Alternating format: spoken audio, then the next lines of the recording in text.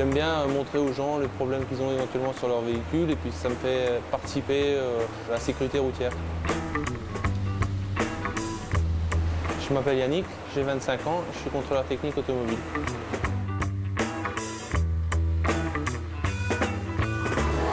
Quelque part, c'est une façon d'être dans l'automobile directement, de travailler avec la sécurité des gens. Il faut avoir au minimum un diplôme en mécanique auto, voire en carrosserie, et quelques années d'expérience pour faire contrôleur technique.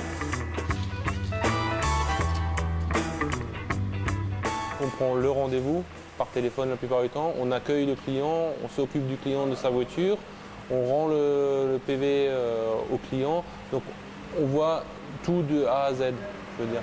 C'est pas comme dans la mécanique auto où on est plutôt dans l'atelier, on reçoit un dossier, on voit jamais de client, on voit jamais rien. C'est le contact humain qui est aussi intéressant de ce côté-là. J'ai fait quelques belles voitures déjà, comme des Jaguars, des choses comme ça qui sont très intéressantes. Puis j'ai fait des voitures où il y avait énormément de défauts aussi, c'est-à-dire des voitures avec plus de 40 défauts. Donc c'est vrai qu'on s'en souvient un petit moment quand on met plus d'1 heure à la faire. On a la preuve que le client ne roule pas beaucoup parce qu'on a une petite araignée qui se promène sur la jante. Et le matériel, un pont élévateur, un banc de freinage, des appareils pour mesurer la pollution, c'est grossièrement ce qu'il faut. Principalement, c'est à l'œil, c'est pour ça qu'il faut une expérience, il faut un stage pour évaluer les compétences. Voilà, donc là je vérifie le flexible de frein, s'il est en bon état, s'il n'est pas entaillé. Le soufflet de cardan, les soufflets au niveau des rotules. Je vérifie l'usure de mon pneu, s'il n'est pas irrégulière. On préfère avoir des voitures qui ont 4 ans, qui n'ont pas de soucis, que des voitures qui ont 10 ans avec plein de défauts, c'est normal. Mais bon, si tout le monde pouvait s'acheter une voiture neuve, on ne servira à rien.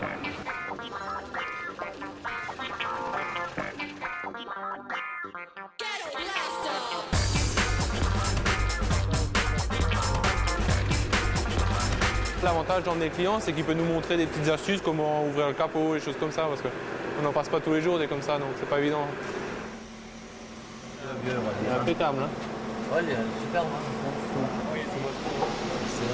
On voit ici qu'on a un plancher en bois, donc c'est assez rare. Mais dans un avenir tout proche, on va faire le contrôle technique des poids lourds. Donc tout ce qui est camion, bus, tout ça va être passé dans le contrôle technique. Et d'ici à quelques années, on va faire le contrôle technique sur les motos.